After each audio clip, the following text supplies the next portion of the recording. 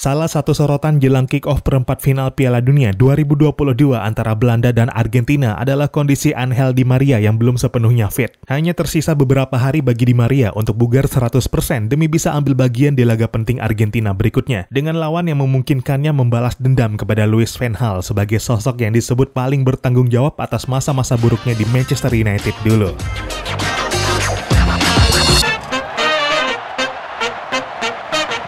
Halo dan selamat datang kembali di Papa Bola. Ya, perempat final antara Belanda dan Argentina nanti menjadi ajang reuni bagi Van Gaal dan Di Maria yang sama-sama bagian dari Manchester United pada 2014-2015 lalu. Di Maria adalah salah satu rekrutan awal Van Gaal setelah resmi menukangi setan merah pada musim panas 2014 silam. Masa awal Di Maria di Manchester United pun berlangsung dengan sangat baik. Kurang sebulan sejak bergabung dia telah mencetak gol pertamanya dan memenangkan gelar pemain terbaik United edisi September 2014 setelah mencetak 2 gol dan 2 assist dalam 4 pertandingan. Golnya ke gawang Leicester City bulan itu juga terpilih jadi gol terbaik United edisi September 2014. Namun situasi berubah sejak dia mulai cedera pada akhir November dan terus memburuk ketika dia dimainkan Van Gaal sebagai penyerang mulai Januari 2015. Peran baru tersebut membuatnya kepayahan di lapangan dan jauh dari ekspektasi. Hingga pada akhir musim digelari predikat rekrutan terburuk oleh media-media lokal. Padahal baru semusim sebelumnya dia menjadi pahlawan Real Madrid memenangkan Liga Champions dengan gelar Man of the Match diberikan kepadanya pada laga final kala itu. Ya, Di Maria datang ke United bukan sebagai pemain yang gak lagi terpakai di klub lamanya. Semua baik-baik saja antara Di Maria dan Real Madrid. Namun yang terjadi di lapangan rupanya berkebalikan dengan situasi di belakang layar. Persoalan dengan direksi klub lah yang membuat Di Maria akhirnya terbuang dari Real Madrid. Dan United menangkap peluang mendatangkannya ke Old Trafford. Dengan pemain sekaliber Di Maria, nomor punggung 7 yang legendaris pun diberikan kepadanya. Tapi setelah semusim, Di Maria gagal memenuhi ekspektasi. Pada akhir musim pun Di Maria hengkang dan bergabung ke Paris Saint-Germain, klub di mana dia akhirnya menemukan kembali performa terbaiknya dan menjelma menjadi legenda baru raksasa ibu kota Prancis tersebut. Tahun lalu dalam wawancaranya kepada TYC Sports, Di Maria akhirnya angkat bicara akan persoalan yang membuatnya kesulitan di Manchester United. Sejak awal Di Maria sebenarnya sudah merasa nggak nyaman lantaran United yang terlalu mengglorifikasi nomor 7 yang dia kenakan hingga terus-terusan mengungkitnya sampai membuat Di Maria terganggu. Namun yang menjadi persoalan utamanya di United adalah sang pelatih Louis van Gaal. Juru taktik asal Belanda tersebut dinilainya sebagai yang terburuk dalam karirnya. Di United, Di Maria bisa saja mencetak gol maupun membuat assist, namun tetap saja setelah pertandingan yang diungkit Van Gaal adalah umpan-umpannya yang meleset. Keadaan memburuk setelah Van Gaal juga menempatkan Di Maria di luar posisi naturalnya, yang menurut Di Maria dipicu faktor ketidaksukaannya terhadap keberadaan pemain yang lebih besar darinya. Kini setelah 7 tahun, keduanya kembali bertemu dalam kapasitas sebagai lawan di perempat final Piala Dunia 2022. Di Maria memperkuat Argentina, Van Gaal menukangi Belanda. Bagi Di Maria, ini bukan hanya kesempatan membawa negaranya ke 4 besar Piala Dunia 2022, tapi juga untuk sekaligus memberi balasan akan apa yang dia dapat pada masa-masa suramnya di Manchester United dulu. Karenanya, Di Maria begitu berambisi mengejar kebugaran untuk fit 100% di laga melawan Belanda nanti, kick-off Sabtu malam 10 Desember 2022. Di Maria absen di laga 16 besar melawan Australia dan hingga kini masih pemulihan dari cedera hamstring yang dialaminya. Tim pelatih dikabarkan masih akan menilai kondisi Di Maria pada Kamis besok untuk mengetahui kelayakannya tampil di laga melawan Belanda. Namun sejauh ini, progres Di Maria dikabarkan kian positif dan sangat berpeluang dimainkan pada laga nanti, minimal sebagai pemain pengganti jika memang belum memungkinkan kembali bermain sejak awal. Adapun sejak kemarin Di Maria dilaporkan sudah mulai latihan dan memperkuat peluangnya bermain pada laga perempat final nanti. Namun kalaupun Di Maria akhirnya belum memungkinkan dimainkan, pelatih Lionel Scaloni dikabarkan telah mempertimbangkan memainkan Angel Correa di posisi Di Maria ketimbang Papu Gomez dalam skema 4-3-3. Dengan skenario di tengah laga berganti jadi 4-4-2 dengan Enzo Fernandez masuk menggantikan Angel Correa, menggenapkan pemain di lini tengah yang pada awal pertandingan nanti diproyeksikan berisi Rodrigo De Paul, Leandro Paredes, dan Alexis Mac Allister.